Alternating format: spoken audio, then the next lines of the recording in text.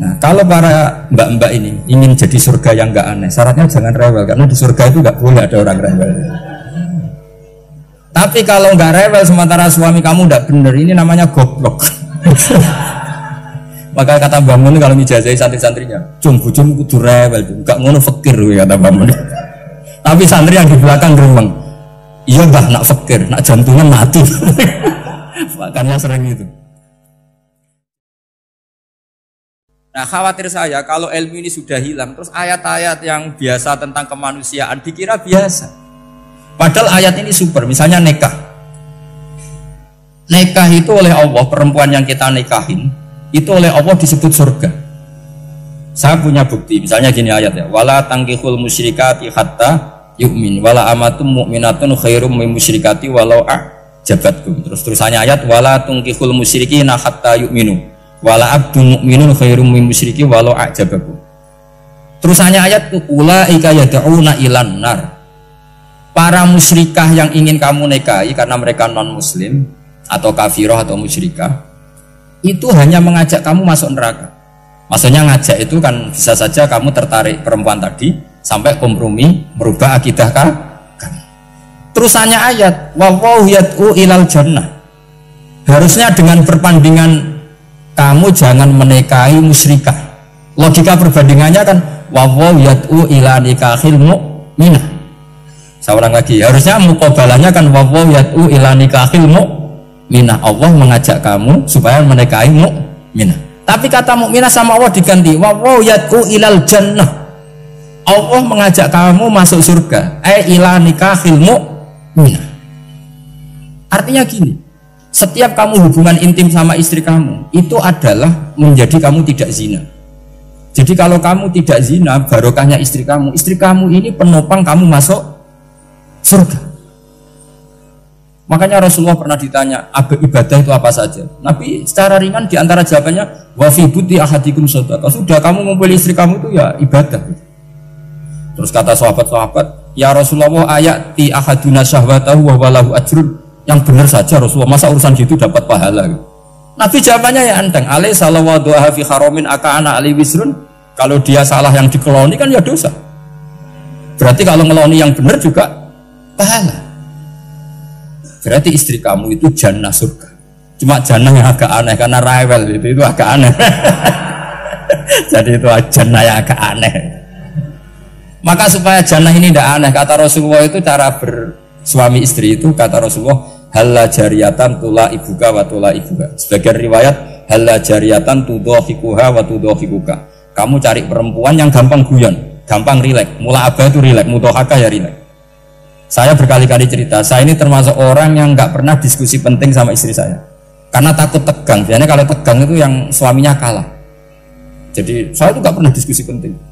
Saya kemarin mau ke Pasuruan ya, mau ke Peloso itu ditanya mau kemana, ya tidak tahu. Terus pulangnya kapan, ya nggak tahu. Uang kok rohan. Ya saya senang saja. Nggak roh itu artinya kan bodoh. Orang bodoh itu nggak mukallaf, artinya nggak dosa kata saya. Jadi saya ngambil hikmahnya saja. Anda tahu, ditakoi kok jawabannya ora jelas. Ora jelas itu misteri. Memang dunia itu penuh misteri. Pokoknya tak itu. Pokoknya yang kira-kira itu jadi tidak penting. Rasulullah tuh kalau debat sama istrinya ya milih gitu, milih mula abah mudhahakah. Saya punya sekian cerita betapa Rasulullah tuh rileks ngadepin cemburu-cemburunan. Sayyidah Khadijah tentu orang yang super bagi Rasulullah. Sampai ketika adiknya Sayyidah Khadijah, kalau nggak salah namanya itu Halah itu, kalau datang itu Rasulullah itu menjamu karena mengingatkan suara Khadijah. Kalau muji Khadijah itu sudah langit Rasulullah. Sehingga Aisyah itu cemburu. Bagaimana anda selalu muji Khadijah? Waqad abdalakallahu khairan minha. Allah mengganti yang lebih cantik ketimbang Khadijah dan lebih muda. Maksudnya Aisyah. Kenapa masih muji yang sudah meninggal, tua lagi kan? Gantian Sayyidah Fatimah yang tersinggung karena ibunya ditua-tuakan kan? Itu ketika Fatimah cemburu, mangkelnya sama Sayyidah Aisyah. Mangkel manusiawi loh. Gak usah kamu jadi Syiah terus benci Aisyah itu. Karena kalau kamu jadi benci Aisyah berarti kamu nganggap Aisyah itu salah. Dan itu efeknya di Rasulullah, berarti Rasulullah milih istri yang salah. Makanya kita ini mazhabnya ahli sunnah. Abu Bakar tidak mal'un. Kenapa tidak mal'un? Kalau kamu bilang Abu Bakar mal'un berarti Rasulullah salah pilih teman. Umar tidak mal'un karena Rasulullah pasti milih teman yang benar. Begitu juga milih istri yang benar. Dalilnya tidak usah jauh-jauh. At-thayyibatu lit-thayyibi. At-yabut thayyib tentu Rasulullah. Berarti istrinya pasti thayyibah. Jadi mazhab Ahlussunnah dalam mazhab sing jelas-jelas min baini farthi wa damil labanan khalisan sa'iwal lisyari. Jadi kalau kamu cari logika gampang saja. Nabi itu thayyib, bahkan at-yabut thayyib. Padahal kata Allah at-thayyibatu lit-thayyibi. Ya jelas ya. Jadi ini tidak usah dimasukkan hati tentang konfliknya Aisyah dan Fatimah, itu biasa saja. Yang satu bela ibunya, yang satu bela dirinya. Sebenarnya Aisyah itu nggak niat ngeritik Khadijah, ingin diperhatikan Rasulullah saja. Terus ketika Sayyidah Fatimah matur ya Rasulullah saya supaya ngalahkan Aisyah itu gimana? Karena ibu saya sudah meninggal, ya memang cantik dia, muda dia, dan tahu betul orang kalau Nabi itu sangat mencintai Aisyah. Kata Rasulullah, bilang gini saja, tetap hebat ibu saya, karena ibu saya dapat Rasulullah rondo untuk Joko. Kowe ayu kaya apa itu untuk duduk. Jadi rileks saja Rasulullah. Akhirnya ya semenjak itu enggak ngeritik lagi, bahaya ini kalau ngeritik. Khadijah itu kan sudah umur 40 tahun, janda dapat Joko. Aisyah perawan untuk duduk. Keren mana? Keren Khadijah. Jadi tidak semua masalah itu Nabi itu menyelesaikan cara ekstrim. Nabi itu biasa mengabaikan, santai rileks. Nah, kalau para mbak-mbak ini ingin jadi surga yang enggak aneh, syaratnya jangan rewel, karena di surga itu enggak boleh ada orang rewel. Tapi kalau enggak rewel sementara suami kamu enggak benar, ini namanya goblok. Maka kata Mbak Mun kalau mijazahi santri-santrinya, cung bujum kudu rewel, enggak ngono fakir kata Mbak Mun. Tapi santri yang di belakang gremeng, iya mbah nak fakir, nak jantungan mati. Makanya sering itu. Jadi di antara ulumil Quran itu ada istilah maudiul mudmar mengganti maudiul domir, atau maudiul lafzi menggantikan lafdan akhar. Itu memang agak jadi ilmu tafsir, tapi bagi pelakunya itu menjadi gampang.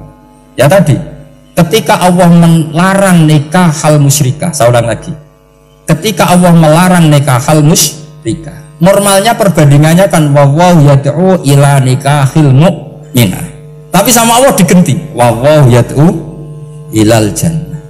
Itu menunjukkan bahwa nikahul mu'minah adalah al jannah, karena kamu hubungan intim ya ibadah, diwabuk kowe sabar ya ibadah, nafakoi ya ibadah, neng-nengan kejahatan senjata juga ibadah. Seru Bang, neng-nengan itu seru. Karena memang di antara sistem tubuh kita itu butuh masa-masa jeda. Itu mari cerdas. Karena tubuh kita ini tidak hanya butuh seneng, tapi juga butuh susah. Susah itu melahirkan kearifan. Jajal bojomu tahu minggat, mesti kearifan kamu meningkat. Jadi minggat itu ya penting. Nikmati saja. Loh, ini saya nggak ngajari keburukan. Memang seperti itu. Nah, saya berharap ilmu usul fikih ini tidak boleh hilang.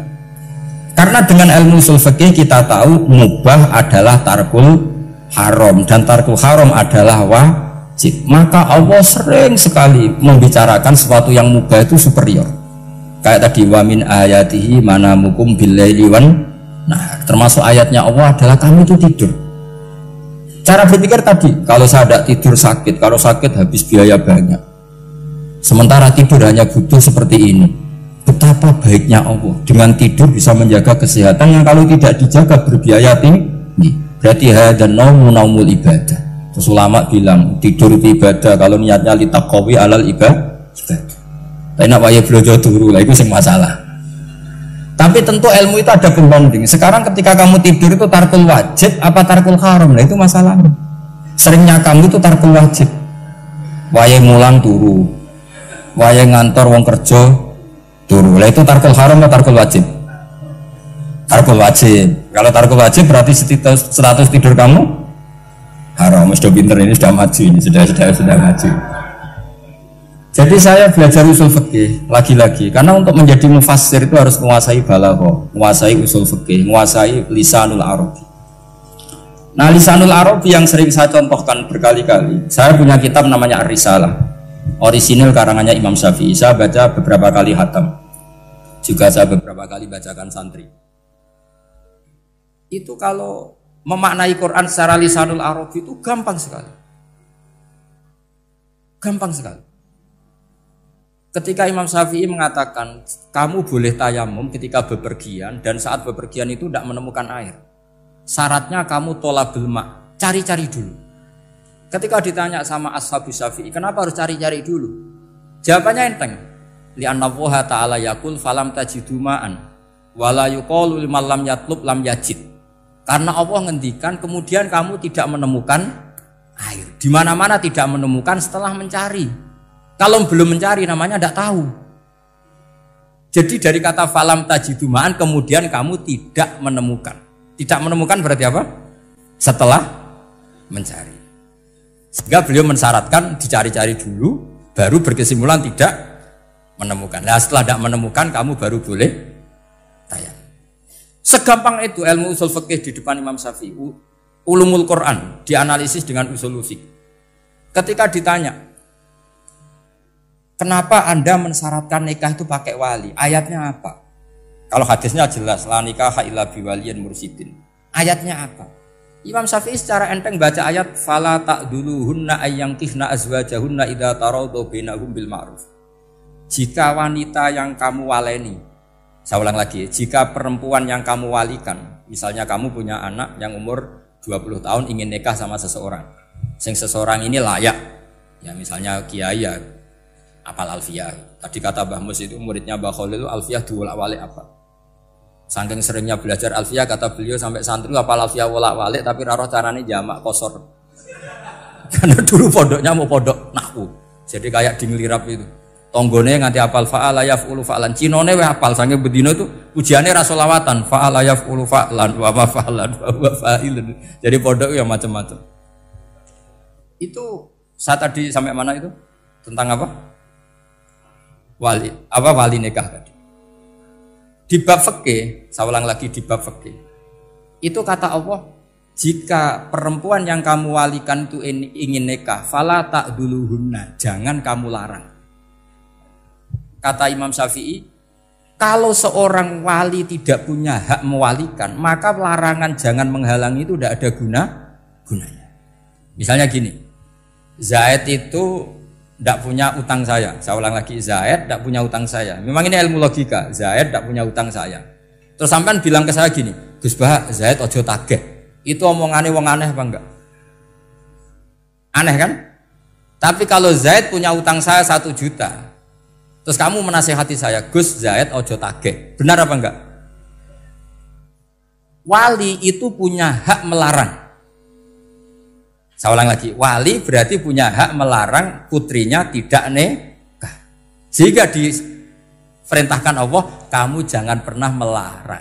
Berarti punya hak melarang. Kayak tadi, Gus ojo tagih, berarti aku dia hak nagih. Misalnya otoritas bandara ATR, pesawat Boeing sekian-sekian Lion, bolehkan landing di sini. Karena operatornya punya hak melarang. Juga punya hak mengizinkan. Tapi kalau orang lain kamu bilangin pesawat Lion nggak boleh landing di Semarang, orang lain yang nggak terkait dengan otoritas itu, aneh nggak omongan itu? Aneh. Kalau wali dilarang menghalangi perempuan ingin nikah harus memberi izin maksudnya, maka berarti wali punya hak menikahkan. Paham yang saya maksud? Makanya Imam Syafi'i mensyaratkan seorang perempuan yang nikah harus pakai wali. Jadi segampang itu. Kitab Ar-Risalah menerangkan ulumul Quran. Dan dalam banyak hal ulama dulu itu, makanya saya tadi berjanji, karena Quran itu bisa kamu baca fase, kamu dengerin suara enak ya enak, kamu dengerin logika yang enak ya enak. Jangan sampai kamu udah dua-duanya. Suaranya sudah ada enak, logikanya tidak enak, itu kacau namanya.